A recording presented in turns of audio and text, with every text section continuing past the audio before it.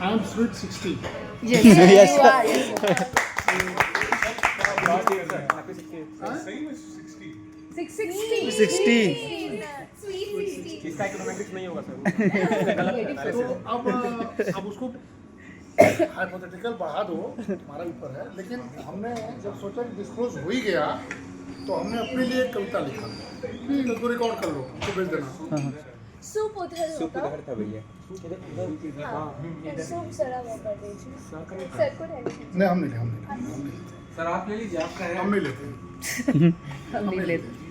तुम लोग ले लीजिए। ठीक है, ध्यान से सुनना, टेंशन। तो उसमें हमने ना जब सोचे कि यार अब इतने दिन हो गए, तो हमारा एक संकल्प था कि जब रिटायर होंगे तो रिटायरमेंट के बाद अभी जो कर रहे हैं उससे दुगना काम करेंगे। That is plan. सच में प्लान नहीं पूछे, पर्पजिव प्लान। तो अब हम सोचे क्या करें, तो हमने कहा कि यार ओवरऑल 50 ईयर्स ऑफ कर्म, 50 साल का कर्म और उसके पहले का जन्म। अब उसके पहले नहीं बताएंगे तो पूरा कैलकुलेट हो जाएगा। तो 50 ईयर्स का कर्म, उसके पहले का जन्म।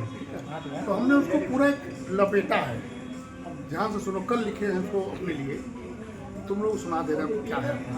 Yes, yes, ma'am. तो उसमें हमने लिखा है कि एक बनारस का काशी का शिक्षक और उसका जीवन इतने वर्षों में इतने टिकट्स में कैसा होता है।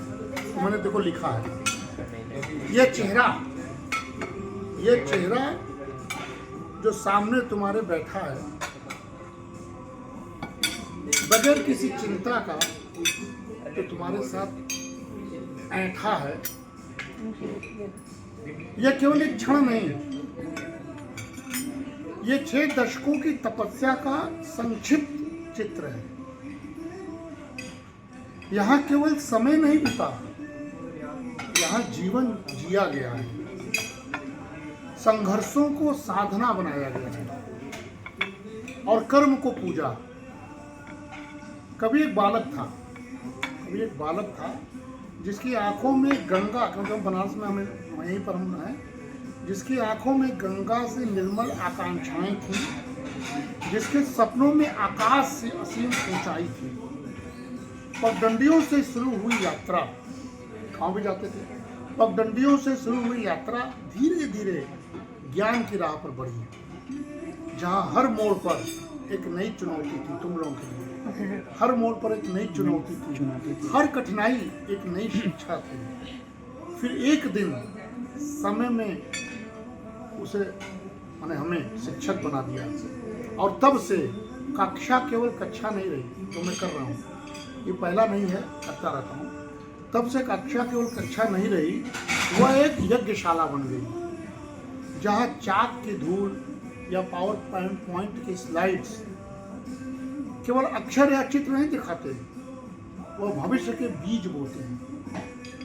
किसी छात्र की आंखों में या किसी छात्र या छात्राओं की आंखों में आत्मविश्वास जगाना, किसी भटके मन को दिशा दिखाना, किसी सपने को पंख देना, यही शिक्षक का असली साधना है।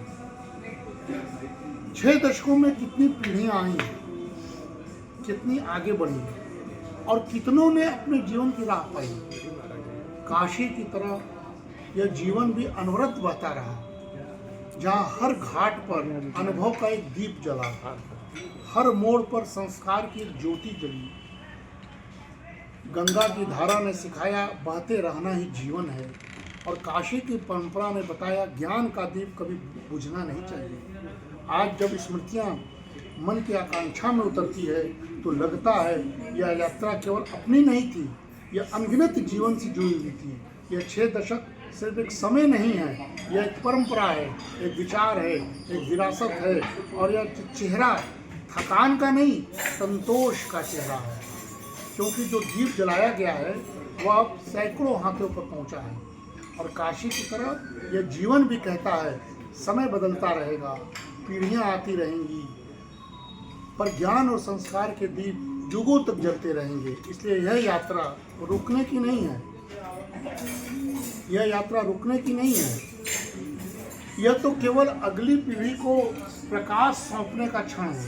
तुम लोग को सौंप रहे हैं, और भीतर से एक शांत स्वर उठता है।